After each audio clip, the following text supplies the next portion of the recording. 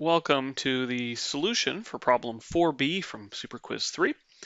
And here again, we're given a series that we want to show either converges or diverges. And oh my goodness, that thing is horrendous looking. Oh my gosh, what are we going to possibly do? Take a deep breath. Ah, yes, that's right. It basically looks like a rational function. Sure, there's this square root in there, but we know how to handle our business, right? What we're looking for when we have situations like this are the highest powers of n. All right, so we should take a little guess here. First, notice, okay, there's a 5. We just ignore that. So we have n squared in the numerator. All right, so this is going to be our guess here. We have n squared in the numerator. In the bottom, the biggest term is a 7n to the 6th. We ignore the 7, n to the 6th. All right, and then there's a square root. So square root n to the 6th. Okay, now if I take the square root of n to the 6th, that's going to give me n cubed. N squared over n cubed is 1 over n. So what I should suspect is that the underlying sequence is asymptotically equivalent to the sequence 1 over n. And we know that 1 over n, that's when we take the series, that's the harmonic series, that's going to diverge. So we should be guessing here that this diverges. Okay, so our guess is diverges. Okay, and how are we going to prove that it actually diverges? Well, we want to use the limit comparison test, right? That was the whole point of looking at these highest degree terms. So first thing is we claim that the sequence, okay, we have to write a bigger parenthesis, 5n squared plus 4n plus 3 over the square root 7n to the 6th plus 4n cubed plus 2n plus 1. We claim this is asymptotically equivalent, remember this was our symbol, to 1 over n.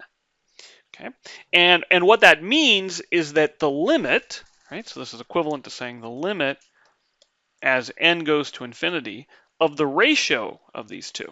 So the ratio will be 5n squared plus 4n plus 3 over the square root, 7n to the 6th plus 4n cubed plus 2n plus 1, divided by 1 over n, which I can write as times n over 1. The claim is that this is equal to some positive constant.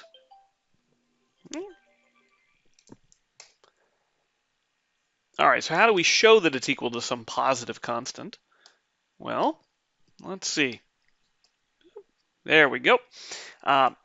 If I multiply this n in, okay, no problem. I'm going to get an n cubed and some more stuff, which I could then factor out an n cubed.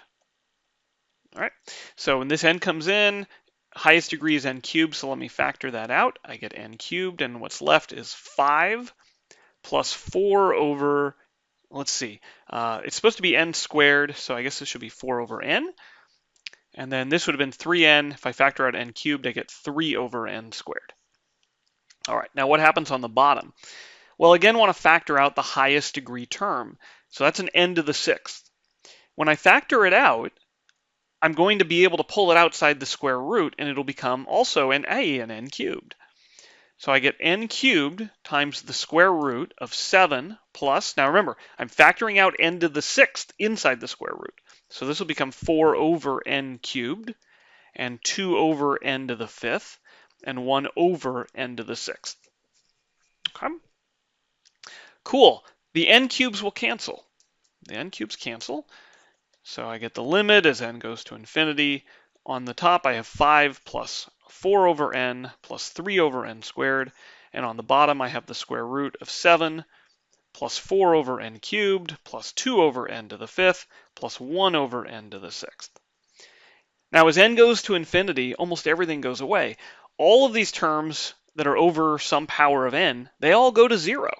All right, this goes to 0. And this goes to 0, and you go to 0, and you go to 0, and you go to 0. And what's left over? A 5 over a square root of 7, which is definitely some positive number. All right, so this proves our claim that the sequence, whoops, there should be parentheses there, the two sequences, right, the one we started with and then the harmonic sequence are asymptotically equivalent to each other, right? Furthermore, everything we see is positive, right? So if I called this this sequence here A sub n and this sequence here B sub n, right? A sub n and B sub n, they're all positive numbers, right, for all n. You can see we have pluses everywhere. Nothing here can possibly be negative. Okay, so the two conditions that you need in order to use the limit comparison test, you need, well, two sequences which are asymptotically equivalent, and they should be positive, or at least eventually positive sequences. But these are always positive. So by the limit comparison test, which we abbreviate LCT, we know that the series that we're looking for, so let's see, what did this start at? This started at 0. So the series 5n squared plus 4n plus 3 over the square root, yada, yada, yada, copy, copy, copy. Okay, this converges if and only if the series where we replace this underlying I guess do we maybe need to start at 1? Yeah, okay, so of course the 1 over n, that's not going to be defined at 0, so we can start this at 1. Yeah, if and only if this series for 1 over n converges. Okay, but we know it doesn't converge. This is the harmonic series. The harmonic series diverges.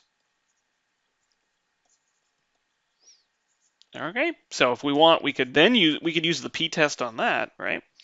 Harmonic series diverges, and so we conclude that the original series, can draw an infinity, the original series for 5n squared plus 4n plus 3 over square root 7n to the 6th plus 4n cubed plus 2n plus 1 also diverges, as we had predicted.